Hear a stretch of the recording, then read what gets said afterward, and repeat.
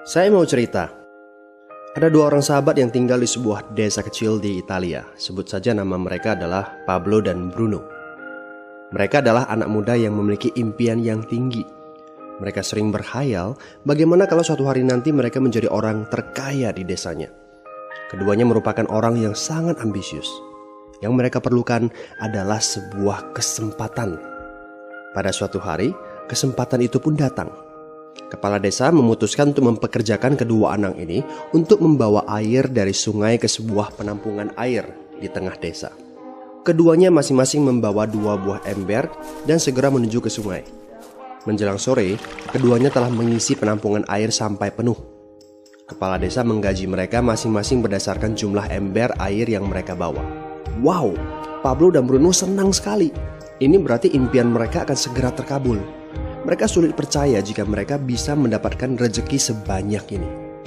Mereka bekerja lebih keras lagi setiap hari agar bisa mengangkut air lebih banyak. Namun, Pablo mulai merasakan ketidaknyamanan. Ia tidak yakin pekerjaan ini bakal buat impiannya terwujud.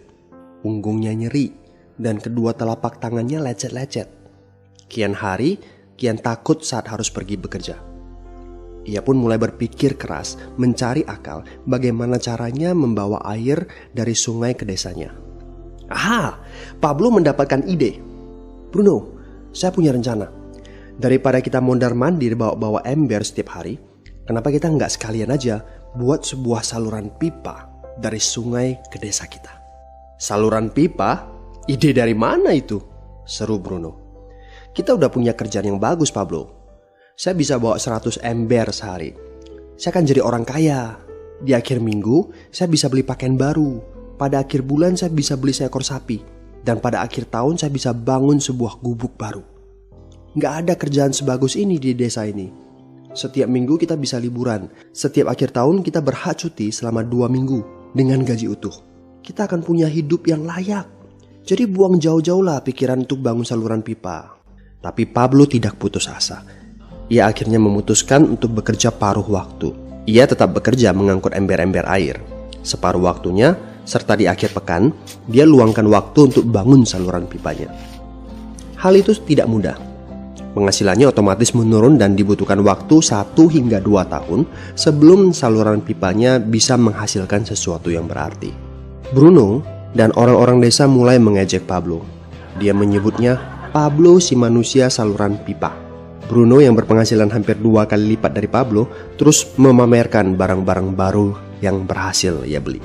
Sapi, keledai, pakaian, sepatu baru, gubuk bertingkat 2. Bruno bisa makan mewah di kedai. Orang-orang di desa menyebutnya Tuan Bruno. Sementara Bruno berbaring santai di sore hari pada akhir pekan, Pablo terus saja menggali saluran pipanya. Pada bulan-bulan pertama, Pablo memang tidak bisa menunjukkan hasil dari usahanya. Pekerjaannya memang sangat berat, bahkan lebih berat daripada kerjaan Bruno. Karena Pablo juga harus bekerja pada malam hari. Demikian pula di akhir minggu. Tapi Pablo selalu mengingatkan pada diri sendiri bahwa impiannya dibangun berdasarkan pada perjuangan yang dilakukan hari ini. Dari hari ke hari, dia terus menggali, inci demi inci. Sedikit demi sedikit, lama-lama jadi bukit. Dari 1 inci kemudian menjadi 1 kaki. Kemudian jadi 10 kaki. Kemudian 20 kaki, 100 kaki, dan seterusnya. Bersakit-sakit dahulu, senang-senangnya kemudian. Demikian dia terus menyemangati dirinya sendiri. Sepulang kerja, tubuhnya lelah sekali. Fokus pada hasilnya. Kata-kata itu terus ia ulangi dalam hati setiap hari saat dia pergi tidur. Sementara dari bar di desa itu terdengar gelak tawa mengiringinya ke alam mimpi. Ayo, fokus pada hasil akhir. Hari berganti bulan, saluran pipanya sudah setengah jadi. Saat beristirahat, Pablo melihat dari jauh sahabatnya Bruno yang terus saja mengangkut ember-ember. Bahu Bruno tampak semakin lama semakin membungkuk. Dia menyeringai kesakitan. Langkahnya semakin lamban akibat kerja keras setiap hari. Dia semakin jarang bersantai-santai di tempat tidur gantungnya. Dia lebih sering terlihat di bar, duduk dengan wajah letih dan murung.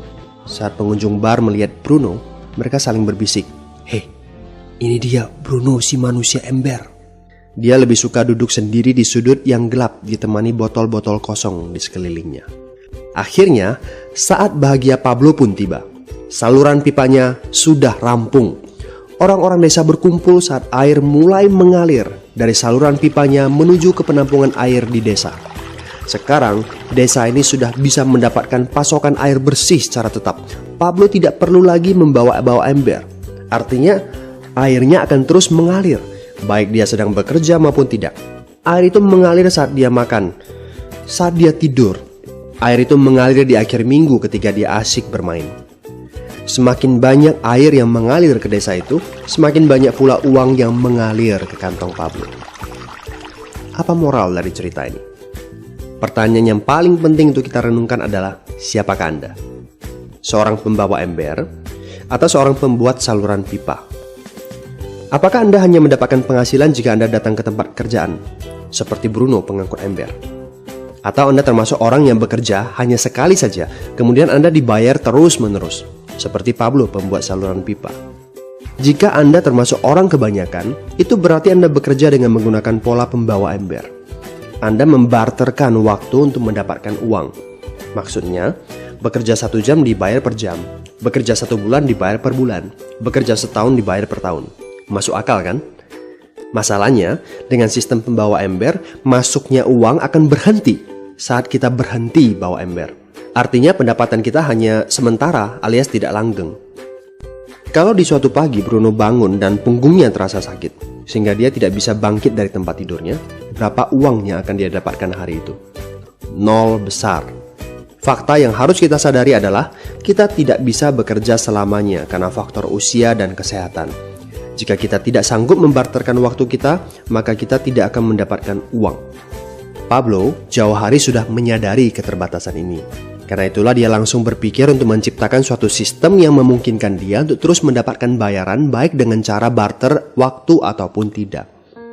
Pikirkan ini. Bagaimana dengan Anda? Anda mau apa kalau besok penghasilan Anda berhenti? Apa yang akan terjadi kalau Anda dipecat? Apa yang terjadi kalau kemudian Anda sakit atau cacat sehingga tidak bisa membawa ember lagi? Bagaimana seandainya perawatan kesehatan yang mendadak yang harus Anda jalani menghabiskan uang tabungan Anda? Apa yang terjadi bila uang tabungan Anda itu langsung menguap dalam semalam? Kalau penghasilan Anda berhenti besok, untuk berapa lama Anda bisa membayar hipotek Anda? Cicilan rumah, mobil Anda, ataupun untuk biaya sekolah anak-anak Anda? 1 tahun, 6 bulan, 3 bulan, atau 3 minggu? Jelas. Apakah Anda bekerja sebagai penyapu jalan, bekerja di kantor, punya jabatan tinggi, atau memiliki toko, seorang profesional di bidang tertentu, tetap saja Anda membarterkan antara satuan waktu dengan satuan uang. Apakah dengan cara demikian Anda akan aman? Satu-satunya jalan untuk menciptakan keamanan yang sesungguhnya adalah seperti yang dilakukan oleh Pablo, yaitu membangun saluran pipa saat Anda masih bekerja sebagai pembawa ember. Dengan membangun sebuah saluran pipa, Anda cukup mengerjakan pekerjaan sekali saja, capeknya sekali saja, tetapi Anda akan dibayar terus-menerus. Saluran pipa ini akan memberikan Anda penghasilan walaupun Anda sedang tidur ataupun Anda sedang main. Penghasilan ini juga akan terus Anda peroleh setelah Anda pensiun, pada saat Anda sedang sakit ataupun cacat sehingga tidak bisa bekerja, dan juga dalam situasi darurat. Inilah yang disebut sebagai penghasilan pasif. Anda tahu, saat ini kami sedang membangun saluran pipa yang akan memberikan penghasilan pasif. Mau tahu caranya? Hubungi teman yang meminta Anda untuk menonton video ini. Dia punya akses untuk informasi yang Anda butuhkan. Mintalah video lanjutannya, atau jika memungkinkan, bertemu langsung dengan teman Anda.